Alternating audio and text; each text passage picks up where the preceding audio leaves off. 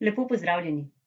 Moje ime je Ana Stanovnik Perčič in prihajam iz CMEPIUS-a, Centra Republike Slovenije za mobilnost in evropske programe izobraževanja in usposabljanja. Kot pove že naše ime, je naše področje dela podpora izobraževanju in usposabljanju. CMEPIUS je nacionalna agencija za program Erasmus+. Smo nacionalna podporna točka platforme e-Pale, skrbimo pa še za druge programe in pobude s področja. Z našim delom se torej trudimo prispevati h krepitvi medkulturnih kompetenc, podpori profesionalnemu razvoju in dvigu kakovosti v izobraževanju. Naslov današnjega prispevka pove, da bom nekaj povedala o programu, ki prihaja. A ne gre, da ne bi na tem mestu predstavila tudi nekaj glavnih dosežkov programa, ki se izteka, programa Erasmus+. V naših projektih ves čas iščemo učinek in o njem smo prebirali v končnih poročilih projektov, izvedeli iz pogovorov z izvajalci programov. Prav to pa nas je spodbudilo k izvedbi lepega števila analiz in evalvacij z različnih vidikov programa za vsa področja, ki jih pokrivamo. Vse izvedene študije, analize, evalvacije, pa tudi druge publikacije najdete na spletni strani CMEPIUS-a v knjižnici. Če na kratko povzamemo izsledke analiz, narejenih za področje izobraževanja odraslih, lahko rezultate strnemo v nekaj ključnih izsledkov.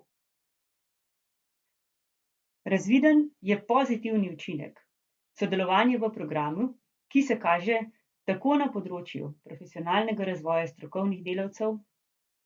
Udeleženci v projektih so pridobivali nova strokovna znanja, krepili socialne, jezikovne, medkulturne kompetence. Učinek je viden pa tudi na področju organizacijskih in vodstvenih kompetenc osebja, vse to pa vodi k večji kakovosti same organizacije. Zakaj torej sodelovati v programu? Vsi prej našteti pozitivni učinki vodijo v krepitev kapacitet osebja, s tem pa tudi organizacij.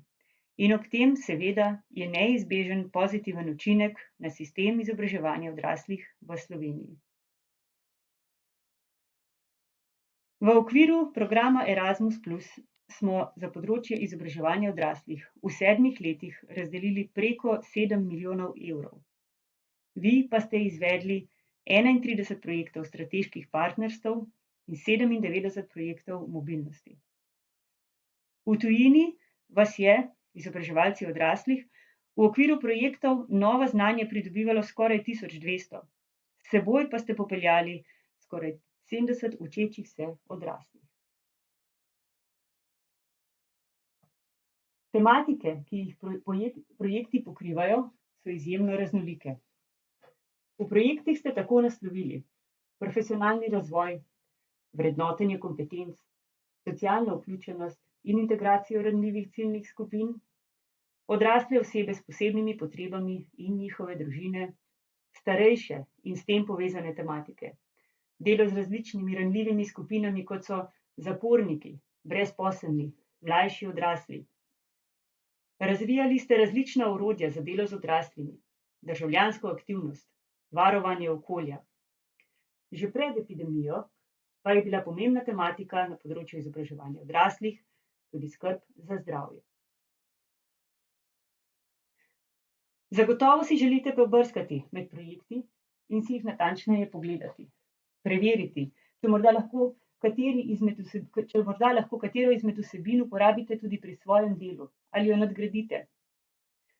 Vse projekte lahko najdete na platformi e-Pale, o kateri bom več spregovorila v nadaljevanju. Tu pa je tudi platforma projektnih rezultatov programa Erasmus+, kjer so zbrani vsi projekti, sofinancirani v okviru programa Erasmus+ in njegovega predhodnika Vseživljenjsko učenje. Pred nami pa je torej novi program.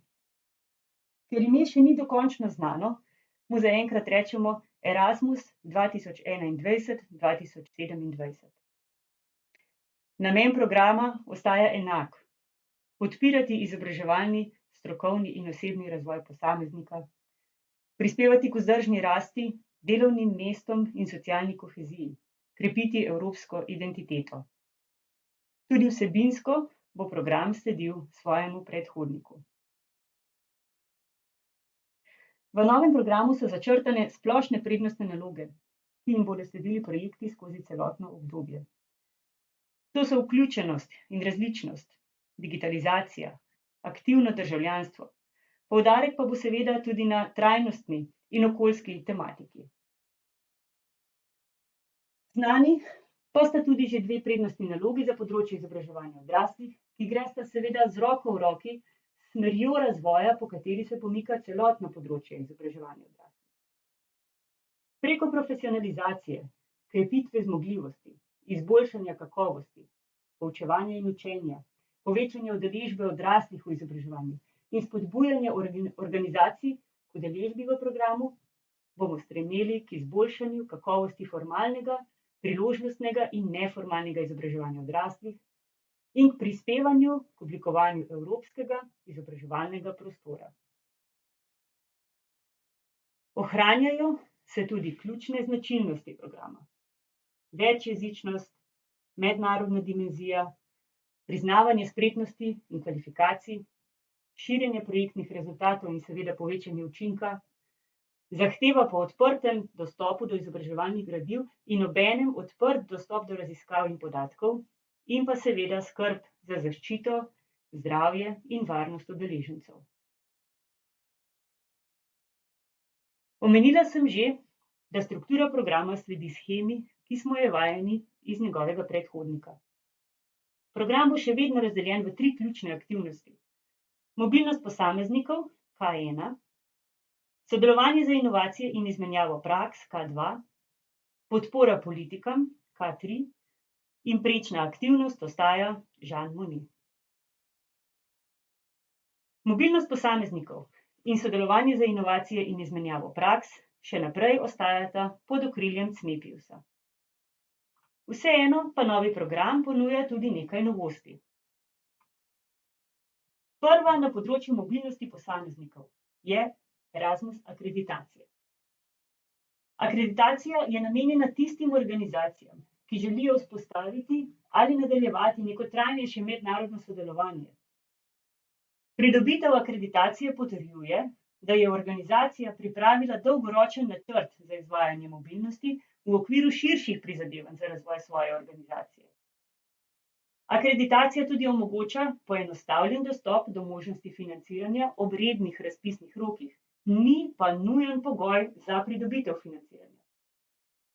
Tudi v novem programu bodo organizacije še vedno lahko z individualnimi prijavami sodelovale, se pravi tudi tiste organizacije, ki nimajo akreditacije. Nekaj novosti pa je tudi pri ključni aktivnosti 2, kjer pod okriljem CNEPIUS-a še naprej ostajajo partnerstva za sodelovanje, ki smo jih v starem programu poznali kot strateška partnerstva.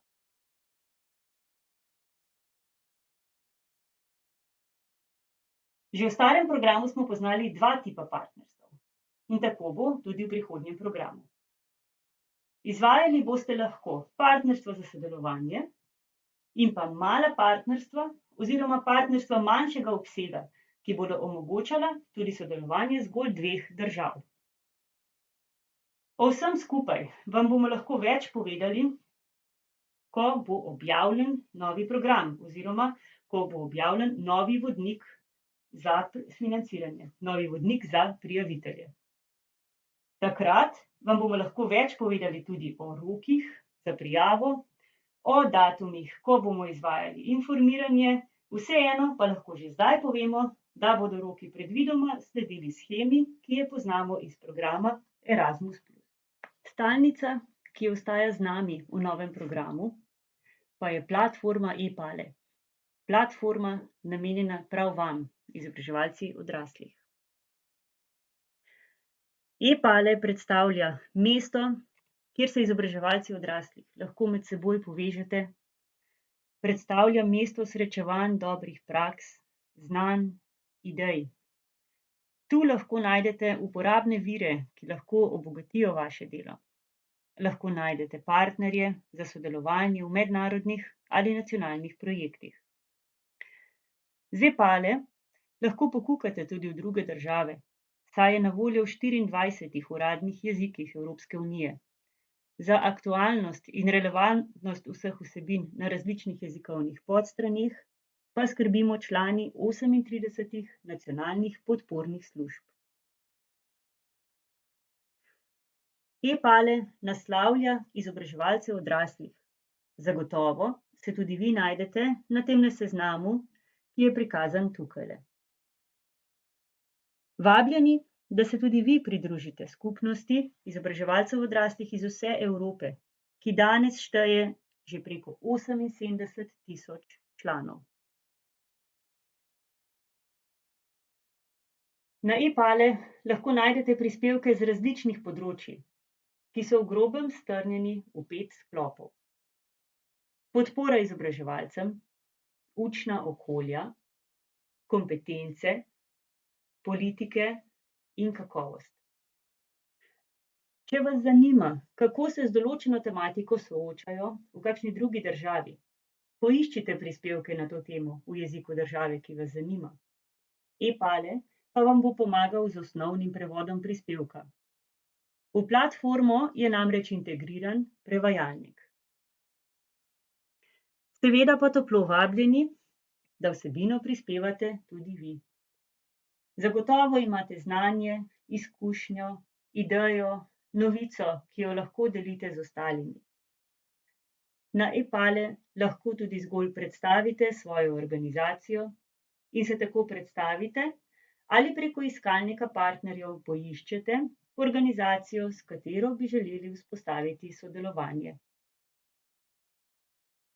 Na e-pale lahko torej poleg najaktualnejših vsebin s področja izobraževanja odraslih v Evropi najdete tudi vse aktualne dogodke s področja, dostopate do platforme Erasmus Plus projektnih rezultatov ali poiščete partnerje v iskalniku partnerjev. Ob zaključku se za kratek čas vračam še nazaj na Cmepius, v našo knjižnico. Ponovno vas vabim k prebiranju publikacij, evalvacij in študij z različnih področij, ki jih pokrivamo.